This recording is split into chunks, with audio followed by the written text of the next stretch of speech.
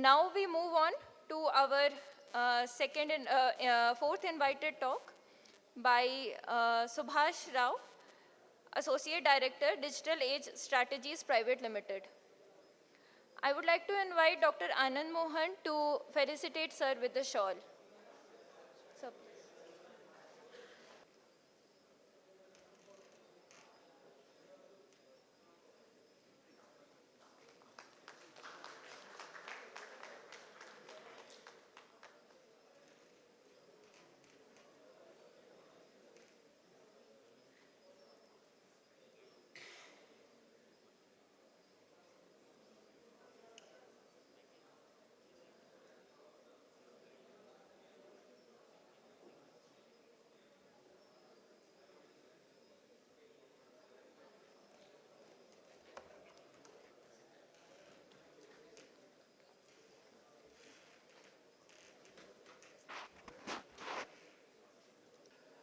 Uh, Previous to this talk, a lot of people or speakers talked from a CA background or from a development background, whereas I am from a security audit background.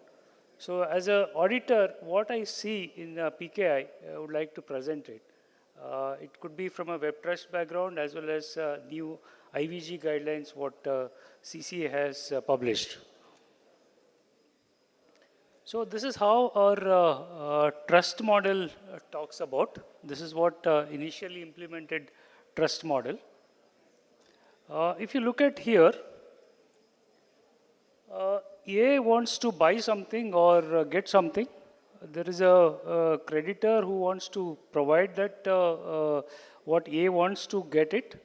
And there is a third person, B, who is coming in between and talking, saying that I stand as a surety. So this model was adopted earlier.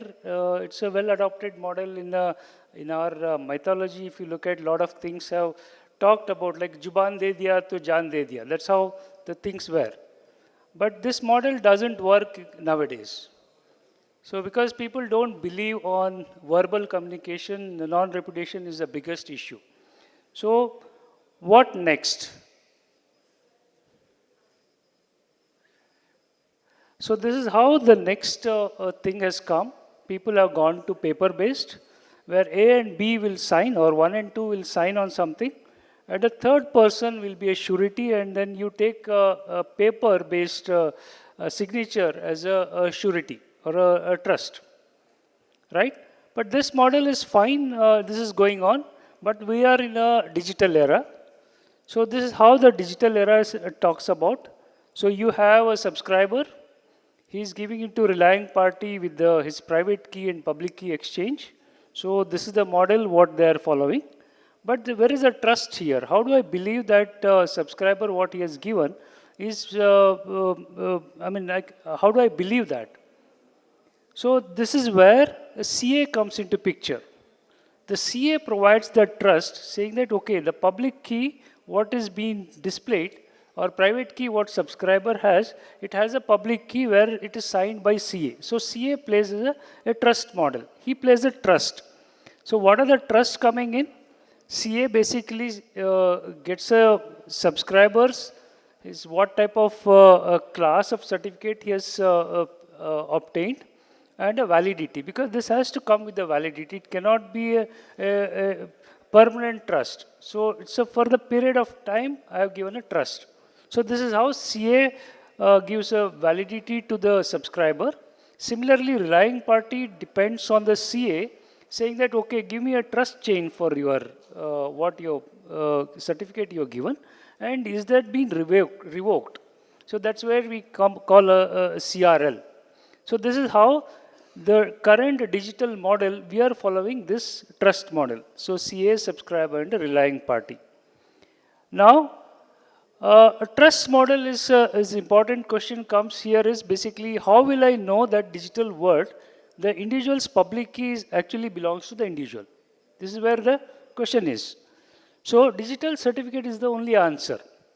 If you take a digital certificate from a CA, so it is being signed by CA, whereas CA has a trust chain. So like a CCA is a root, And below that, you have a CA who has been trusted and he has issued it. So this is how the trust model is being established. So if you look at a trusted CA, it's an organization where you trusted that organization, you certified that organization who can issue a certificate, and you call them as a CA, right? Now, basic premises for this is you are watching, CA is watching the certificate what he has issued, and he provides a level of assurance to the relying party saying that yes, this certificate is being issued by me and it is trustable for this particular period of time. So that's what we talk it as a trust model. Now, if you look at beyond CCA or India, so there is some model called Web Trust and a CA browser forum. So these are Web Trust is basically an engagement with the enrollment with the CPA Canada. Similarly, we have something called CAP, CA browser forum. So this is again a consortium or a forum of certification authorities, vendors, internet browsers, software and applications. So these are all people have come together and then formed a forum. So these voluntary organizations basically they provide a guidelines for PK issuance and internet usage. So this is how a trust has been developed. So you either you get registered or get your audit done and then submit your audit report to a Web Trust and a CAP. So based on your audit report, they will believe, yes, this has been trusted organization, which it can be considered for PKI. Now, what is expected as a subscriber, expected in this whole model is, there are two parts. One is subscriber side. CA has to check the information collected from a subscriber. And other part, at the CA point itself, CA has to make sure that he has validated the data. So there are two parts. One, you validate the subscriber. Other one, you validate this at your end itself. So Web Trust, when your subscriber part, when you go, so CA has to maintain a control to provide reasonable assurance. So what are the assurance? Basically, subscriber are actually identified. That means you need to identify the subscriber, whether the subscriber identity is validated in accordance with the CA's disclosed business practice. This is what we call as a CPS. So as an auditor, we look for what is the CPS defines for that CA.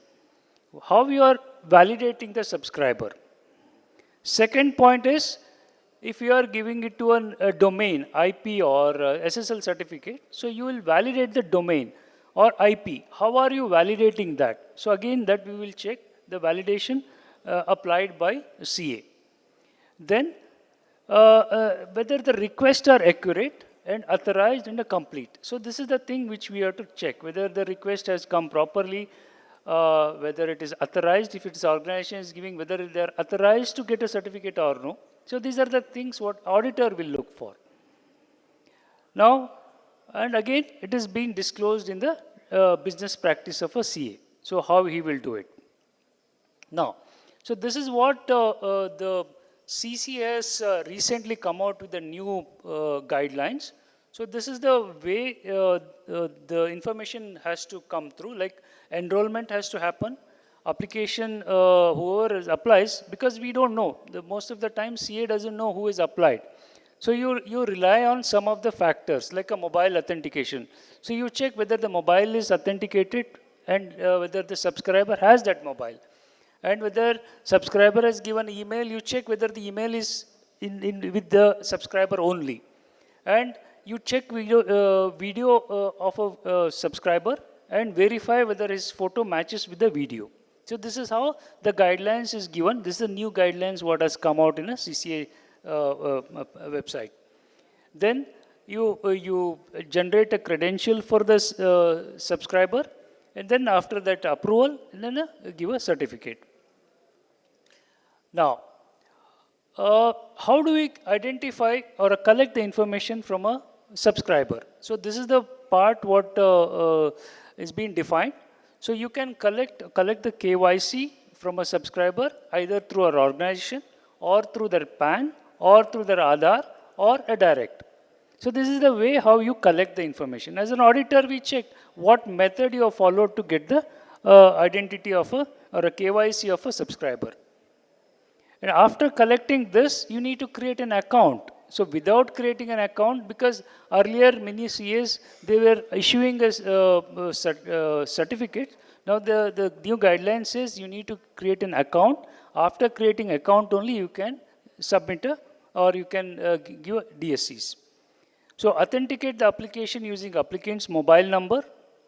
Then same mobile number shall be used subsequent authentication. So that means once the mobile number is registered, you believe on the mobile number possessed by the subscriber. You based on that authentication only, you are going to issue the certificate. That means all the transactions will, future transaction will happen only on that mobile number. Now, why IVG plays so much of a major role in a trust model is basically CA provides assurance for a relying party. That means subscriber having a private key is disclosed publicly is verified by CA. So he plays a witness role.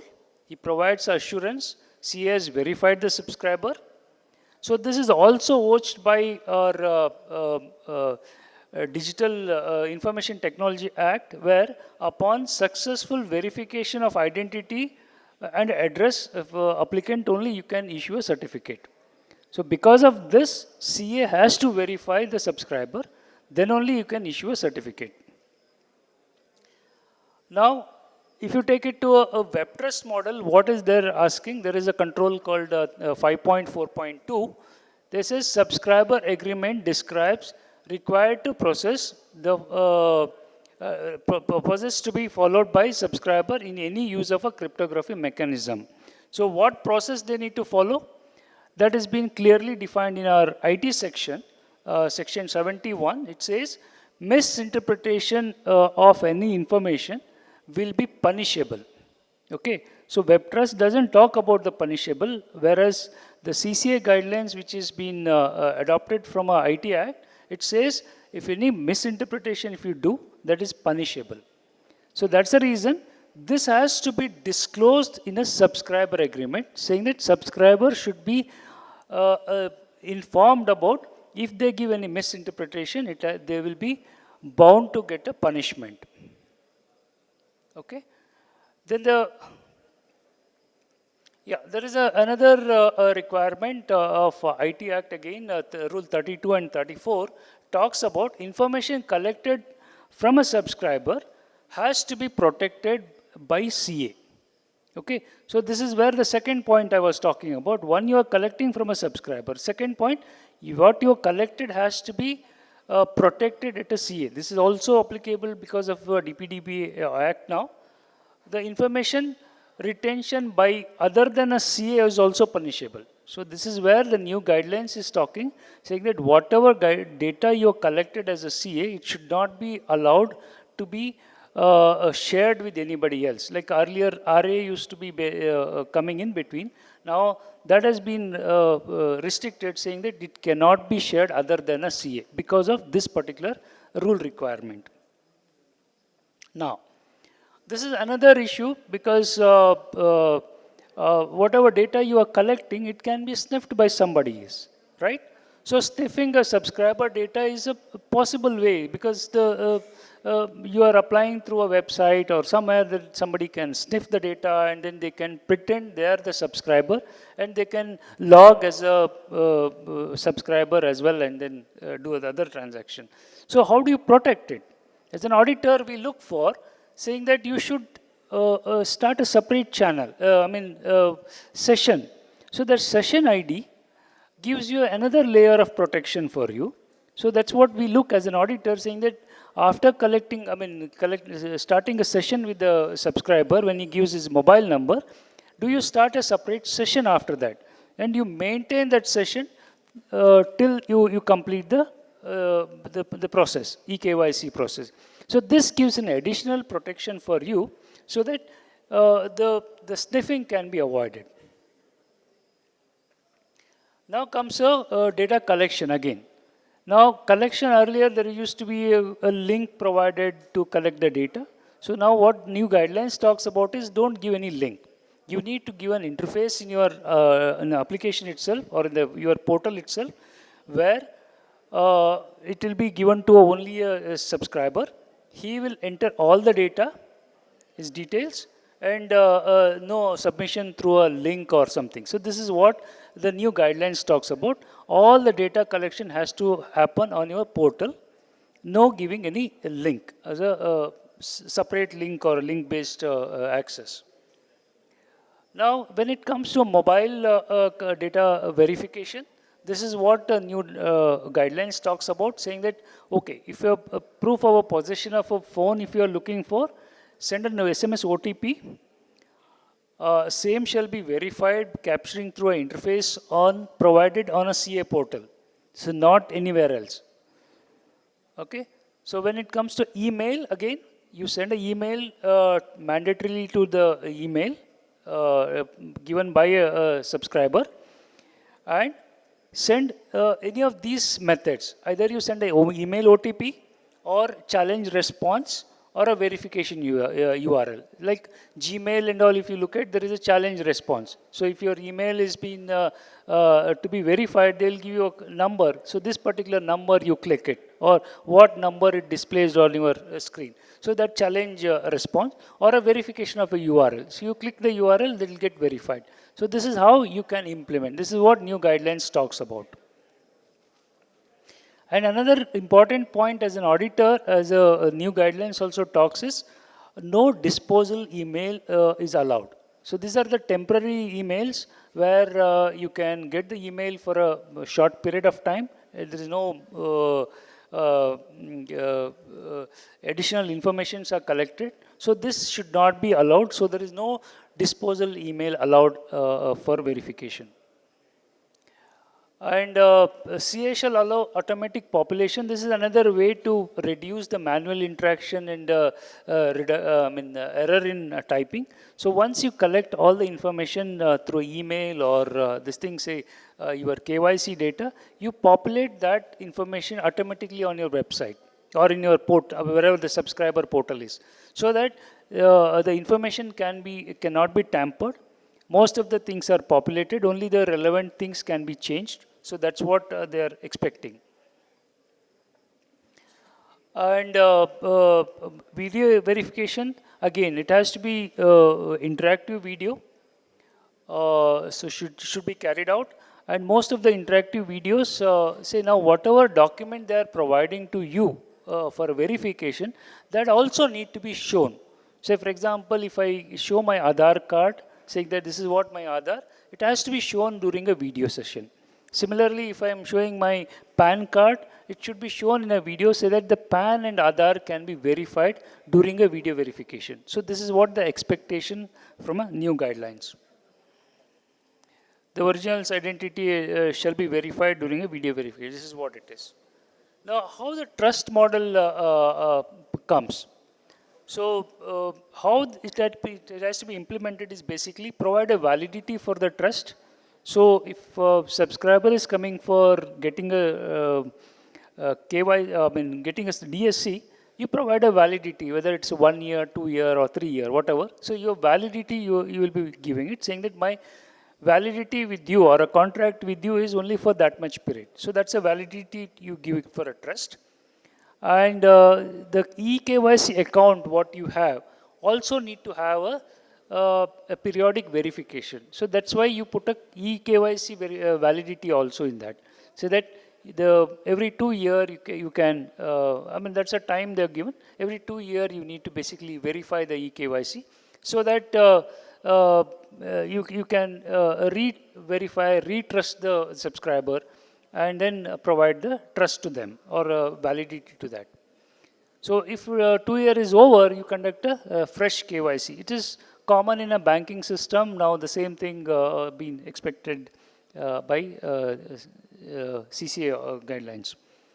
The application shall have an option to activate and deactivate or a close account. This is another thing what has been added. So if a subscriber doesn't want to continue or he doesn't want to compromise his data what has been shared, so he can deactivate or activate whenever he wants, or he can close it also. This is the option has to be given as a part of a new requirement. Now, how to implement a trust model? This is basically whenever you have an account, you can have a PIN based, and user will have ID, and he is allowed to create a PIN during ID creation. And PIN reset has to be happen with the two-factor email and a mobile verification. In case absence of an email where mobile OTP video verification can happen. So in case of a banking or organization case where email may not be there, so PIN reset has to happen through fresh KYC. This is the new guidelines what they are talking about. Now, how to implement this trust model? So again, when we say here eKYC account, basically two-factor what is being expected. Two-factor, what it means is basically something what you have, something you know, or something you are. So these are the things. One of them you can use it for a two-factor, and you can implement for resetting or other eKYC account operation. Now, when an individual entity creates a CA or verifies the identity, basically name to be included in a subscriber distinguished name field. So that's where you say, okay, that is a name which I am verifying and including in the certificate. So name has to be verified. So now when you say name has to be verified, there are multiple options because you are giving a Aadhaar or you are giving a PAN. So the name may not be same. So in such case, individual is not included, so you can give a name. So in case of a organization or a domain coming in, so you need to include the domain name of organization in the namespace.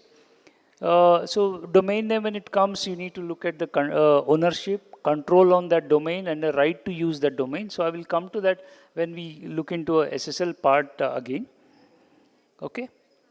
An unauthenticated domain should not be included. That's a requirement. So when I said the name need to be included, this is what thing. So when you are giving a name, you have option to select from a PAN or Aadhaar. So that's the expectation that either you can choose a name from a PAN or a Aadhaar. So you provide option to select from one of those. So name should be verified by CA. Whenever they select that, you see whether what name they have given, whether the same document is being provided for you to verify. So this is a verification part of the CA side.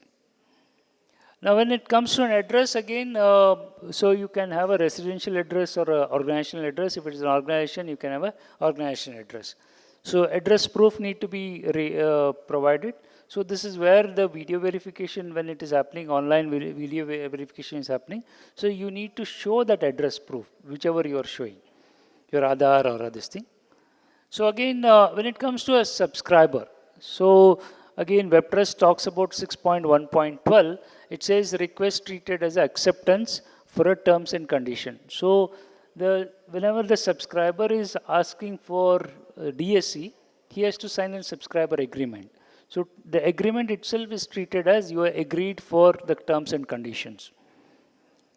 The CCA part, what new guidelines talks about, CA shall have usage of a KYC service only after having a digitally signed subscriber agreement. So that is not mentioned in WebTrust how it has to be accepted, whereas CCA guidelines gives a little more depth, saying that it has to be signed, digitally signed by subscriber, then only you treat it as a acceptance.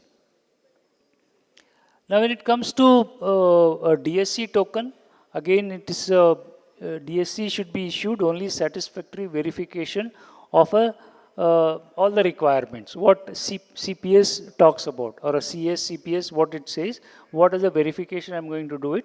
So if all the verifications are completed, then only you can issue a certificate. So then again, certificate cannot be left alone. because there are some cases where immediately you may download the certificate, or you may not be in a position to download because you may have a older DSC, you may have a newer DSC because there are some changes coming in. So because of that, immediately you may not be able to download it. So in such case, there is a maximum time limit is provided, saying that within 30 days, you need to download it. If it is expired or crossing a 30 days time, then you should discard that download option, saying that, okay, you are not eligible to download that. You have to go through a fresh certification or a fresh KYC for it. Now, when it comes to SSL, this is where many of our CAs have not implemented yet, because this is a newer, when you go for a web trust or a CA CAB forum, this is what is required. So the issuance is only limited to IN domain. So this is what is going to happen. Only organizational person is eligible to apply for a SSL certificate. And again, similar to a subscriber, it has to be digitally signed. And request shall contain domain name, in this case SSL certificate. And again, you should have a signed certificate request should come. Then it should be accompanied by necessary supporting documents. Sorry. The minimum set of documents what is required is basically a DSC application ID proof, authorization letter from organization for SSL certificate, and authorized signatory proof, and a proof of organization existence. So this is not new, because any organization certificate what is being issued by a CA, you are collecting already this. So when it comes to SSL, the same thing has to be repeated. Only thing is domain and domain things will be coming into picture. So now here, when it comes to a web trust, again they say CA maintains a control over, provide a reasonable assurance in a subscriber certificate issued. So what is that reasonable control is basically subject and alt name. So that extension should be present and contains at least one entry in it. And it must either a DNS name or a fully qualified domain name has to be there in that certificate. And if it is an IP address based, then you should have an IP address in this. So this is what is expectation, saying that if a name you are providing, you should have a domain name or an IP address for which you are providing a certificate. Now, each value provisioned in subject alternate name or a DNS name shall undergo a domain name verification to prove that ownership of that domain or a control on that domain. So what a CA has to do is basically you need to communicate to these, because there will be domains will have these addresses like a webmaster domain or administrator or admin, hostmaster. So these mails you need to check and communicate to them, and then make sure that they have a control on the domain. So how do you do that? Basically, practically, auditor will ask them to demonstrate that, saying that send making some changes in the DNS zone or unique file name, and then understand that they have a control on it. The CA also has to do the same thing when they are doing a verification. So this is achieved by sharing a unique request token to a random value and validate for a short duration. Then check whether that has been updated in the domain or a domain control. So that will basically give you an idea. The subscriber has a control over a domain, or he has a possession on the domain. In case of wildcard domains, these shall undergo additional check, because this you should not wrongly issue to them. So basically, public suffix list. So what is public suffix list is basically community maintained list of rules describing internet domain names. So if domain name listed in PSL, application shall be refused unless the application proves the ownership, because there's a good chance that you are issuing to a wrong thing, or you are issuing to a fake domain. So that's the reason you need to have a full control or a verification on the domain control or a domain possession by the subscriber. If it is an IP, again, you can verify the IP, change the agreed information in the IP or a URL, and verify whether that is there. and then you can verify whether the IP is assigned by AINA, Regional Internet Registry, or R domain lookup. CA provides a reasonable assurance. It does not issue a certificate containing a reserved IP. This is what you also need to verify. So reserved IP should not come in your SSL certificate IP address or internal names. So this is another requirement. So when it comes to a CA part, so what all the things CA has to do is basically he has to disclose his practice statement, implement secure environment for issuing a DSC, develop a policy to implement procedures, basically what policy they follow, what procedure they follow, and make sure that they adhere to it. And whenever the audit happens, they need to provide evidence for that. Yes, they are following this. So when it comes to web trust audit, it is not a point audit. They call it a period audit. That means it will be verified over a period of at least 3 months. So that's the thing what you need to verify and provide evidence. And keep a log of all the events, what is happening at a CA. Record verification logs. Record 6-second videos of a verification officer so that you can prove that it has been verified. And review the logs for any anomalies. Train the trust person because it has to be issued by a trusted person. You review the trust person and its trustedness and train these people. And preventive maintenance of the equipment, because this is another big pain area where the equipment fails, then your BCP and DR will be an issue. And conduct periodic vulnerability assessment, because you are you are basically providing a witness to somebody or a trust to somebody. So you should make sure that your systems are not vulnerable, and conduct a periodic compliance audit, so that if your internal auditor, you are doing it, but third party may have an additional eye on it so that he can give additional insight on what you are doing. So this is what is expected by on a CS side. So this is what I think as an auditor, I would like to present, because this is a little bit different from what the other speakers talk about, what they had implemented, what they are doing. But as an auditor, we look it from a different way. So this is what I wanted to share my view on it. Any questions I would like to take, and then.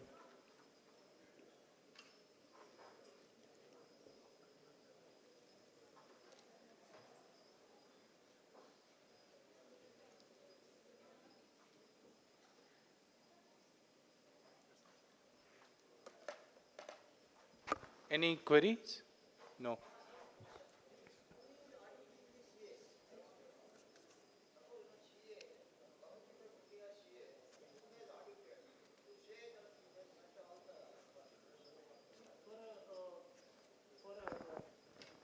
Indian CS, CC has empaneled couple of CAs, I mean auditors. This is there in their empanel list.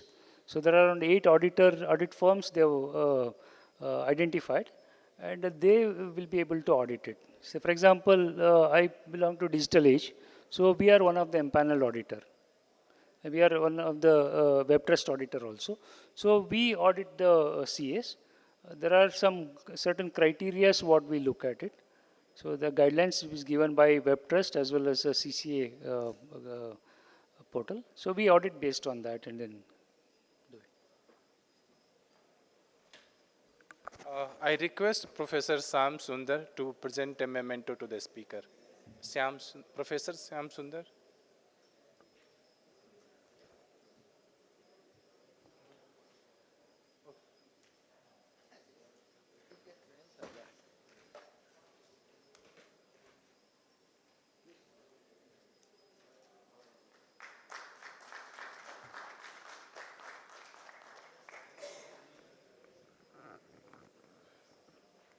So with this,